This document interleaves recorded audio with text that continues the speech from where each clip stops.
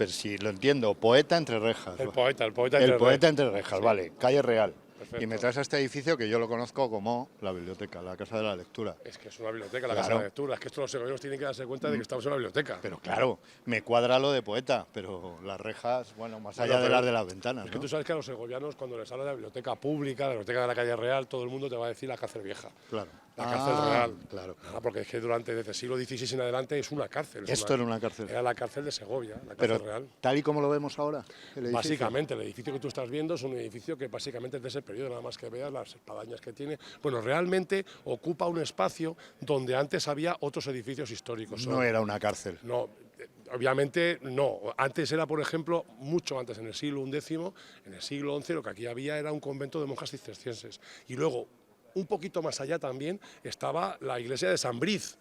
De San Briz, un poquito más hacia allá. El espacio ocupaba un poquito, digamos que está justo entre esos dos espacios. El espacio de la iglesia de las monjas cistercienses, de la iglesia no, del convento, y la iglesia de San Briz. Bueno, pues nos hemos puesto en antecedentes. Ya saben dónde estamos. Calle Real, antigua cárcel, la vieja cárcel. La cárcel vieja, la ¿Nos van cárcel a- real. ¿Nos van a dejar entrar? Hemos salido de una hace 2 días, ¿eh? No lo sé, digo ya, salido de una hace hemos 2 días. cumplido bastante, así Sí, que madre mía. atentos historieter porque vamos a empezar aquí una historia que nos va a llevar muy lejos por la poesía, la dramaturgia, Y un tipo excepcional, ¿no? peculiar. Pero sobre todo un tipo que durante un tiempo, aunque fuese durante un día, 2, 3, no sabemos, fue segoviano, ¿no? Sí. Que fue segoviano. Y escribía mucho, Vaya elemento. pero vivía mucho. No hacía más que 2 cosas en la vida. Una era escribir y la otra, darle al molinillo. Pues un vividor, se lo contamos ahora mismo aquí, en la Casa de la Lectura o en la vieja cárcel. Venga. ¿Vamos? Hala. Vamos para allá. Venga.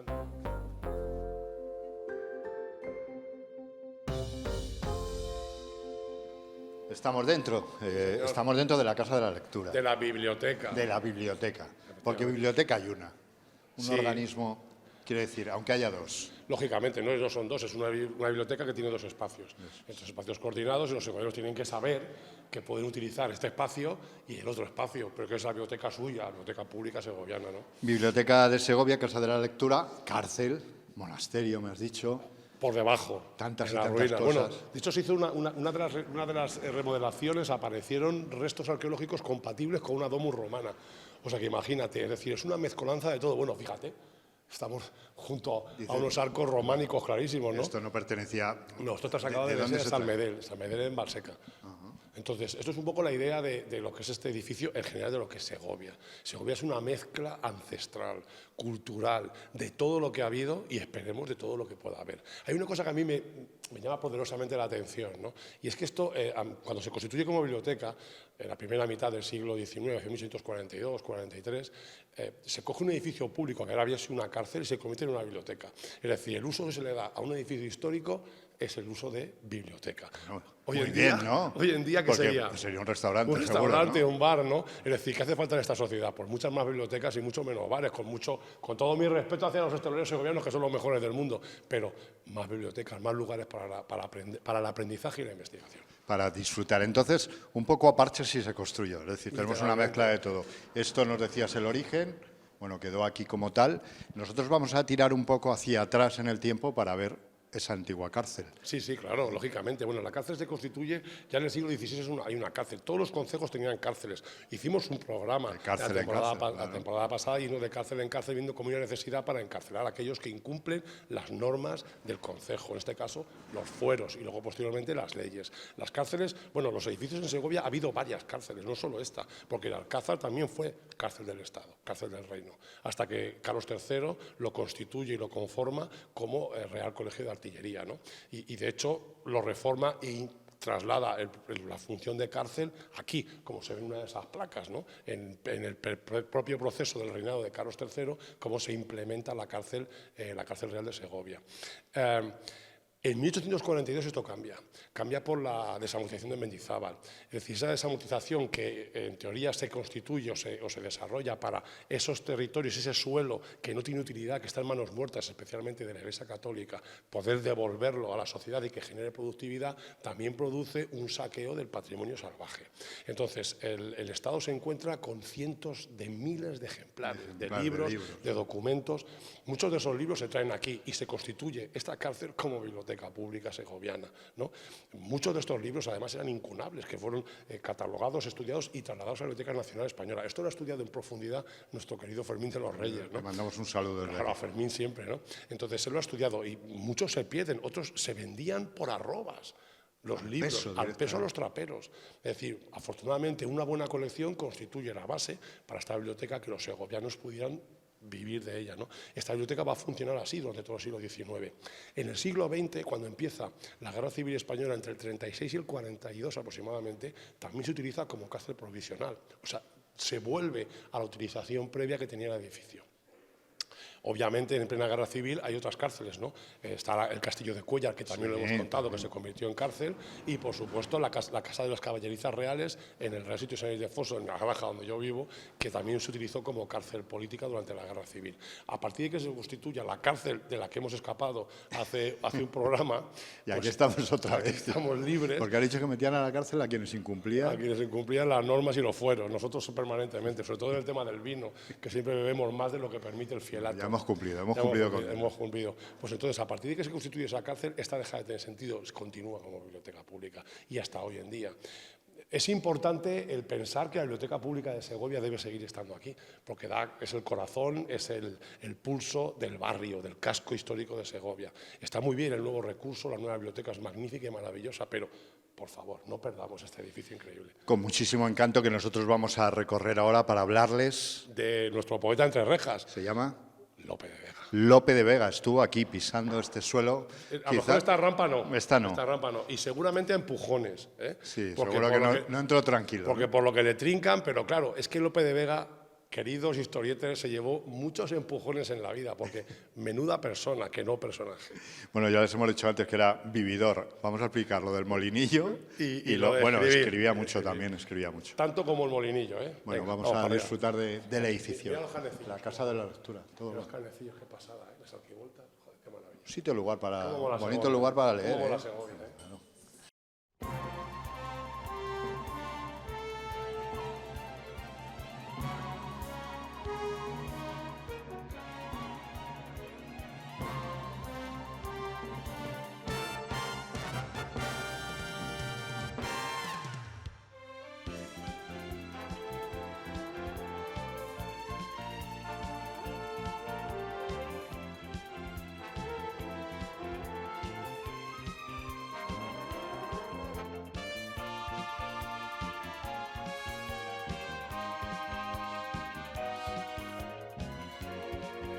Bueno, subir escaleras y leer a la vez... La escalera de los analfabetos. No, de los alfabetos. Escalera de los alfabetos. Digo que el esfuerzo es doble, que subes leyendo y con cuidado. Es que analfabetos hay muchos, pero escalera de los alfabetos solo hay una. Solo hay una, está en la Casa de la Lectura. Oye, venimos precisamente a leer la placa de la que tanto me has hablado y para que me hables ya finalmente de Lope de Vega. Del poeta. Me has traído aquí el poeta encarcelado, ya me he situado, tengo el edificio, lo saben nuestros historietes de dónde venimos, cómo se constituyó en cárcel. Hemos hablado, por supuesto, de ese destino de los libros, biblioteca pública, pero vamos a retroceder de nuevo hasta esos tiempos de cárcel. Siglo XVI. ¿no? Siglo XVI. ¿Por qué? ¿Por qué llega aquí? Bueno, y aquí pues, tenemos una placa con 15 que lo años, recuerda. con 15 años, porque nace 15 años antes, entonces, y no nace en Madrid. Tú eres madrileño y dices, Lope de Vega de Madrid. Siempre se piensa que es madrileño, que nació y murió allí. No es madrileño, es del norte de España, es cántabro, diría yo, ¿no? Bueno, en realidad él viene aquí, se supone, o eso dice la documentación, que viene con un amigote, que es Hernando Muñoz, vienen a vender unas joyas. Insisto, con 15 años. Con 15 añetes. Vienen a trapichear con unas joyas, entonces son detenidos por el origen de aquellas joyas. No se sabe si son suyas, si están robadas, si no. Bueno, hay como ves, está más o menos un año y pico, está aquí padeciendo en la cárcel de Segovia por la mala cabeza de un chaval de 15 años que quiere vender esas joyitas. Básicamente porque él viene de una familia, de hidalgos. Los hidalgos son estos nobles venidos a menos que no tienen ningún recurso y que lo que hacen es trapichear con lo que pueden. No pueden trabajar porque son aristócratas, no pueden, no tienen un gran poderío detrás económico y social. Entonces tienen que buscarse la vida. Estos son los que van persiguiendo a la gran aristocracia, a los monarcas, para que les den encomiendas, para que les den oficios y puedan sobrevivir, ¿no? Oye, pero hablamos de un Lope de Vega con 15 años que ya estaba escribiendo, Claro, porque claro. empezó a escribir casi con 6 Jovencillo, años. 5 o 6 años ya era un tío que escribía. Dice que su primera comedia la escribió con 6 años. O sea, no te digo más, es un tío que es una precocidad increíble, que muchas veces lo hemos hablado fuera del micrófono y fuera de la cámara, hemos hablado de compararle con Mozart, ¿no? En la capacidad que tenía para crear, escribir, el genio, la revolución del género que él maneja, y también lo que hemos dicho abajo, ¿no? Al empezar, que hacía dos cosas en la vida estupendamente bien, que una era escribir y la otra dar al molinillo. Darle al molinillo. Era un vividor, te decía yo. No sé si esa es una buena definición o no. Yo- El caso es que hablaremos dentro de unos minutos. un Vamos rato, a hablar luego. precisamente de esa Sí. producción Sí, y de salvaje, por ¿no? qué marcó, cómo marcó Cómo revoluciona, ¿no? futuro, revoluciona el futuro del teatro. Pero estoy recordando otra teoría que hay de por qué le encarcelaron. Tú nos acabas de descubrir, lo sabe mucha Las gente, pero no joyitas, todo el mundo, lo de las joyitas, joyas. las joyitas. Pero también se decía que había llegado a la cárcel, que no fue así, por esa difamación que hizo de una de sus parejas, de sus amantes, de Elena Osorio. Cuando le deja y se va con otra pareja, él aprovecha también sus dotes de Despechado, ¿no? escritor. Claro. El despechado, ¿no? Eso La es. difamación. Sí. Eso ocurre, pues calcúlale como casi 10 años después, ¿no? Casi 10 años después. Y lo que le ocurre no es que le meten en la cárcel en Segovia, lo que le ocurre es que le destierran. Le destierran de la corte, de la Villa y Corte de Madrid durante 8 años, y le destierran, y le destierran 2 años del Reino de Castilla. Entonces va fuera, incluso el conde duque de Olivares, que le tiene entre ceja y ceja, porque esta había estado al servicio del duque de Lerma. Entonces, pues obviamente él tiene que hacer algo. Entonces empieza una fase de su vida que yo creo que es muy es descriptiva de la persona, ¿no? A buscarse la vida primero para sobrevivir, luego sigue manteniendo múltiples relaciones con diferentes mujeres y, por supuesto, muy importante, busca cómo conseguir limpiar su nombre, que es lo que le empuja a alistarse en la grande y felicísima Armada, que es como se llamaba aquella gran armada que envía Felipe II a conquistar Inglaterra, no la Armada Invencible, que eso es una invención de los británicos. Que es un hombre del que estamos hablando, además, que luego, posteriormente, se hizo sacerdote. Sí, bueno, se hace sacerdote, pero ya cuando es mayor, hacia 1614, él ya es un tipo mayor, que él muere con 73 años, ¿no? A los pocos años, pero ya la mayoría de sus hijos habían muerto. A uno acababa de morir, uno de sus hijos. Había sufrido un atentado en Madrid, casi se lo cargan, le intentan asesinar. Entonces él busca la protección de la Iglesia. Y quizás un poco de existencialismo, ¿no? Dice, se me está acabando la vida, a ver si va a ser verdad esto, voy a tener que rendir cuentas, me hago sacerdote, ¿no? Por si acaso, Se después de la vida que he llevado, ¿no? Se ordena en 1614, se ordena, entra en la orden de Malta a los pocos años, es decir, acaba, de hecho todas las imágenes de Lope de Vega, Hay una imagen muy clara. con el hábito, ¿no? Con el hábito de la orden de Malta, ¿no? Entonces es un poco como que intenta reformar su imagen exterior y quizás algo, como he dicho yo, de crisis existencial, pero a los pocos meses se encama con una actriz de 25 años y es la última pareja que tiene, es decir, un tipo de 70 años prácticamente con una cría de 25 años, es decir, Lope de Vega al 100%. Es un tipo que sepas que tuvo hasta 15 hijos de los que él habla. Se casó 2 veces con 2 mujeres, las 2 murieron de sobreparto, Isabel de Urbina y Juana de Guardo. Pero tuvo relaciones con otras muchísimas mujeres, ¿no?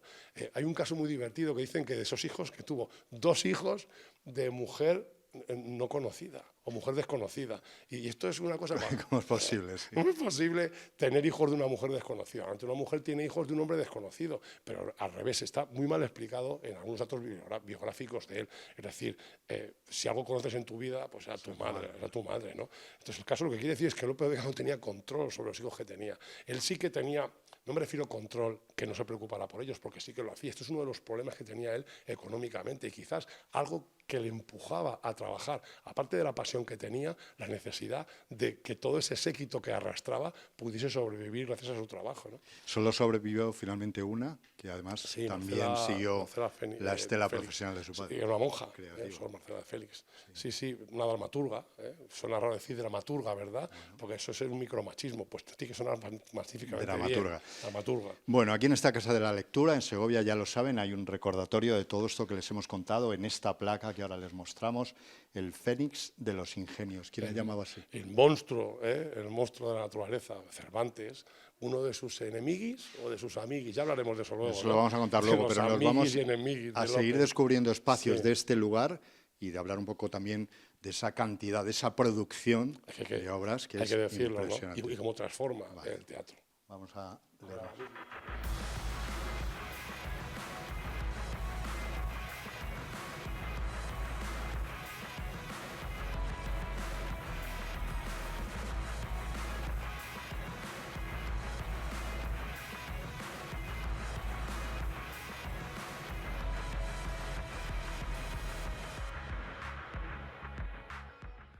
precioso. Esto es la capilla de la antigua cárcel, ¿no? Sí, señor, la capilla antigua de la cárcel. No hay que olvidarlo nunca que una cárcel está transformada en biblioteca. Primero fue pública, la biblioteca municipal, biblioteca pública, al fin y al cabo, el servicio de los segovianos y todo el que quiera venir aquí a disfrutarlo, ¿no?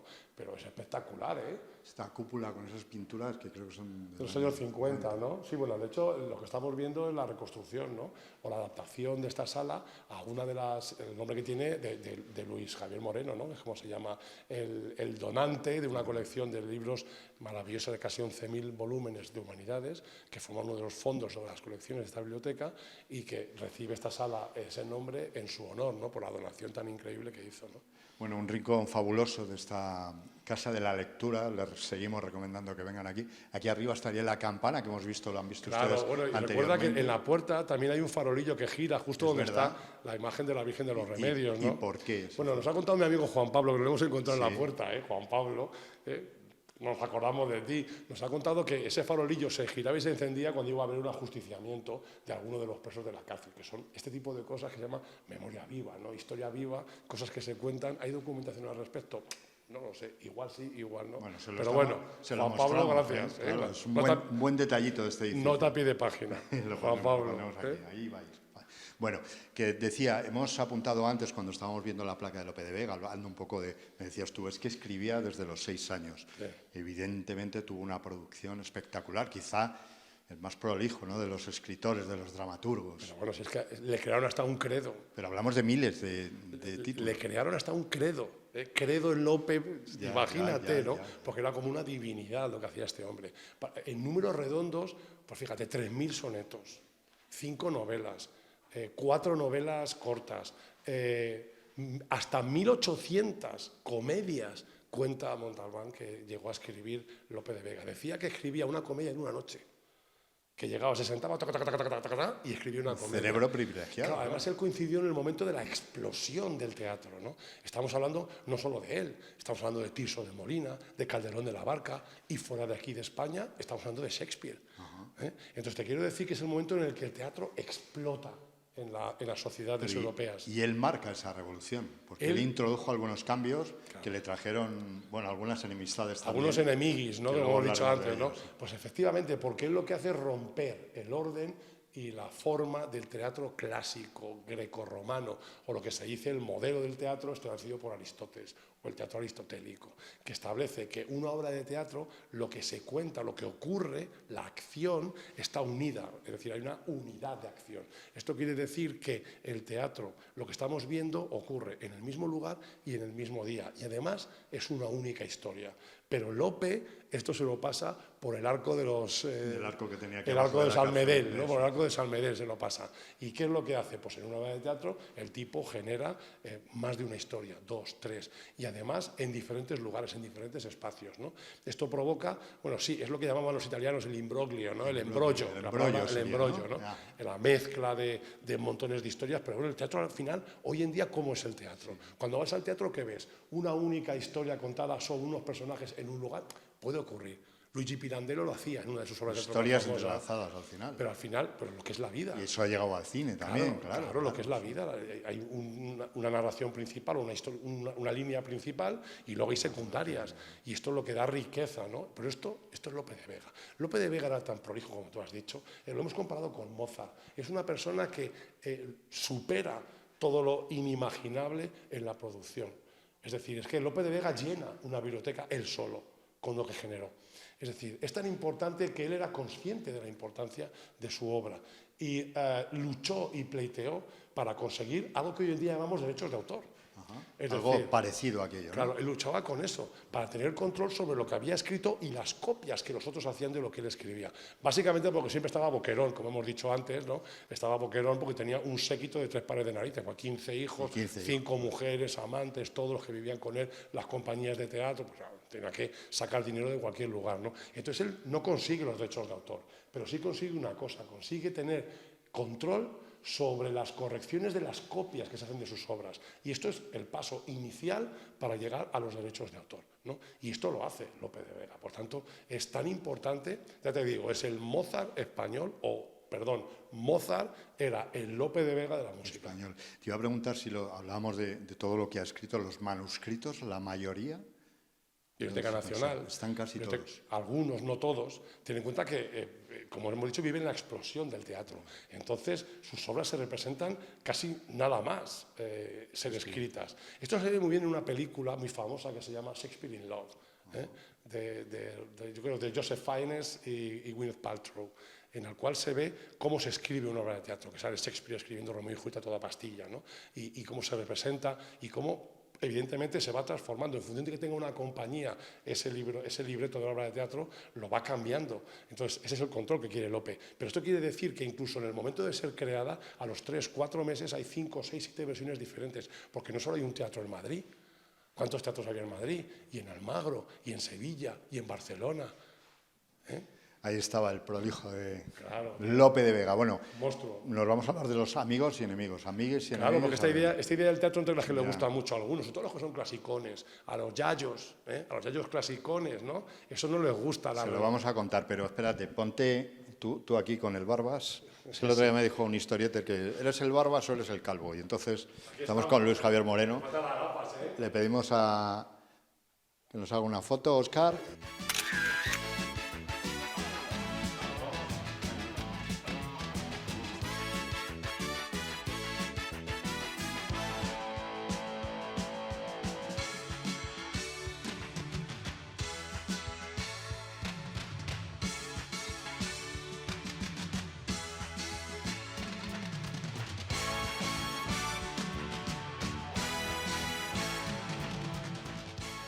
¿Crees que se asomaría por aquí López? Pues probablemente, ¿no? Pero tú piensas que era un chavalín de 15 años, ¿eh? Bueno, igual era un bigardo. No, bueno, sí, no sé, como tú. ¿Sí? Así.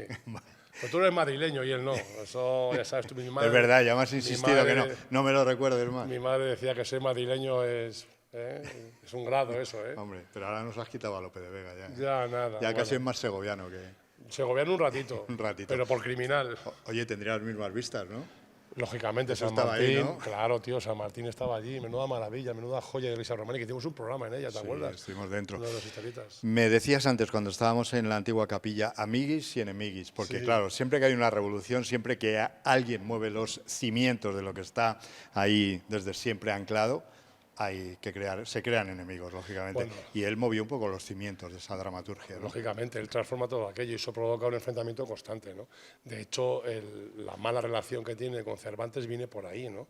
Porque esto de monstruo de la naturaleza no es... Fénix de los ingenios. Eso sí, pero lo de monstruo de la naturaleza no es tanto una alabanza como no hay un sentido positivo. No, algo más bien tirando a peyorativo en lo que lo dice, aunque ahora lo decimos con grandilocuencia, ¿no? Bueno, ¿dónde? En la lista de enemigos. ¿A quién Cervantes le pondríamos en la lista de abajo, pero de los no amiguitos, ¿eh? Enemigui seguro, Luis de Góngora, ¿sabes? Sí, y amigo, indiscutiblemente, bueno, Alarcón, lógicamente, y por supuesto Francisco de Quevedo. No, porque es que este Lope de Vega representa uno de las cimas máximas, una de las cumbres más altas de lo que se llamaba conceptismo, ¿no? Frente a esa tendencia literaria que es el culteranismo que defendía Luis de Góngora, ¿no? La diferencia entre ambos, pues cómo decir de una forma sencilla, pues para un conceptista, ¿por qué puedes utilizar 4 palabras para decir una cosa cuando puedes utilizar 2? Mientras que el culteranismo, el culteranista, lo que hace es utilizar grandes alocuciones, palabras complejas, cultismos muy extraños y sobre todo una sintaxis muy enrevesada, que esto genera un barroquismo brutal en la forma de escribir. Y eso Lope pues no lo podía ni ver. Y de hecho ese enfrentamiento entre Lope y Góngora, Quevedo y Góngora, Calderón y Quevedo, Cervantes, estaban a palos, vivían todos en un barrio que se llama hoy en día en Madrid el barrio de las letras, ¿no? Sí. Y era el barrio de los palos, ¿no? Cuéntanos, el barrio de los palos. Bueno, Quevedo llega a comprar el edificio entero donde vivía Góngora para echarle, desahuciarle, cosa que hizo, ¿no? Lo desahució. Entonces esto demuestra hasta dónde llega la inquina entre estos tipos defendiendo una forma de escribir. Bueno, me quedo con esa economía del lenguaje, con esa falta de artificios de rodear. Sí, esquelético, ¿no? Porque va contra la comunicación, que es lo que nosotros y la divulgación. Bueno, Machado, que es probablemente el poeta más segoviano que podamos decir sin serlo, Machado, su forma de escribir, si tuviésemos que adscribirla a una de estas dos tendencias del siglo de oro, del XVII español, indiscutiblemente habría que poner en el conceptismo, esa prosa esquelética, ¿no? Justamente eso es lo que representaba Lope de Vega y sus amiguis. Y sus amiguis y los enemiguis que hemos repasado. Le vamos a imaginar aquí, con 15 años, cuando le soltaron al año y pico, que fue, se iría a tomar un vino con 16. Literalmente, y acompañado por una buena mujer. Pues vamos nosotros de momento a tomar el vino. Y seguro que hay muchas historietas que nos acompañan cada semana. Claro que sí. Y disfrutan de este programa como yo lo disfruto contigo siempre. Y yo contigo, así que macho. vamos a disfrutar un poquito Y con del Osquitar, vino, que está ahí detrás. Ahí está. Vámonos. Vamos a ver si le ha Al quedado vino. o no niquelado. Luego Vamos. le pregunto, Venga, ¿vale? Porque venga, al vino. luego no se lo pregunto y se le hemos enfada cagado, conmigo, le hemos claro. cagado. Entonces Venga, no. a ver, va. Tengo sed.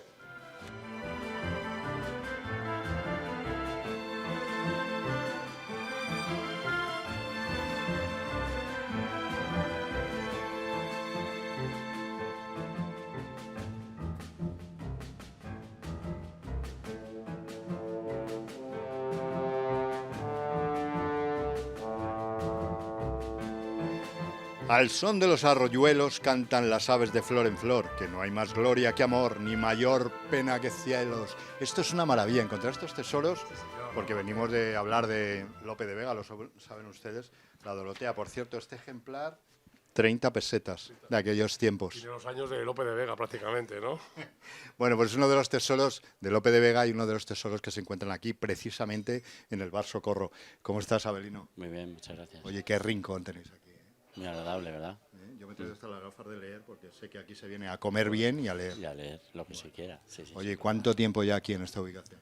Pues 2 años y medio vamos a hacer. Y absolutamente satisfechos. Muy contentos y sorprendidos por la llegada que, bueno, pues hay una fusión entre las ganas de salir, que hay, bueno, pues muchas ganas que a raíz de la pandemia se ha motivado.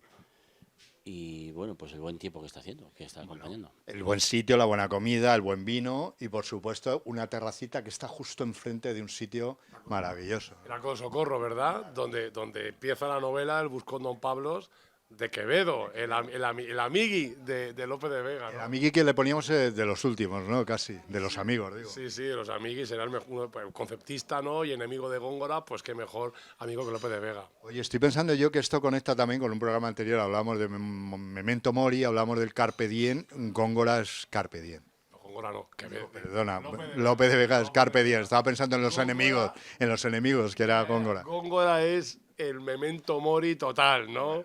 El carpe diem, claro, Lope de Vega representa el carpe diem por encima de todas las cosas. Vivir, disfrutar. ¿Qué amo yo de las mujeres? Amo la mente, amo el alma, amo el cuerpo. Eso es Lope de Vega, ¿no? Góngora estaba entre los enemigos. Otro amigo que nos falta aquí es Óscar, que ha estado detrás de la cámara mostrándonos la casa de la lectura, cada rincón, esa vieja cárcel donde estuvo. Biblioteca municipal. Biblioteca municipal hoy en día. ¿Cómo nos ha quedado el programita hoy, Óscar? Pues muy bien, niquelado, yo creo que estupendo. Oye, ¿qué te ha parecido lo de Quevedo? ¿Te ha gustado? Lo de Quevedo, fabuloso. O sea, yo no sabía que además de escribir, yo pensaba que solo cantaba esa canción del verano, ¿no? De las Islas Canarias, ¿verdad? Esa, Qué sí, fino, sí, sí. ¿verdad? La Qué de fino. Quédate, o no sé Sí, qué. sí. Anda, vamos a tomar un vinito. Está más vino que... Veo que has estado atento al programa, sí, sí, venga. Un poco culturanista tú, me parece a mí, ¿eh? Bueno, Historieter, por Segovia, por los segovianos. te molan mucho. Mola muchísimo, a disfrutar. Venga, viva el vino.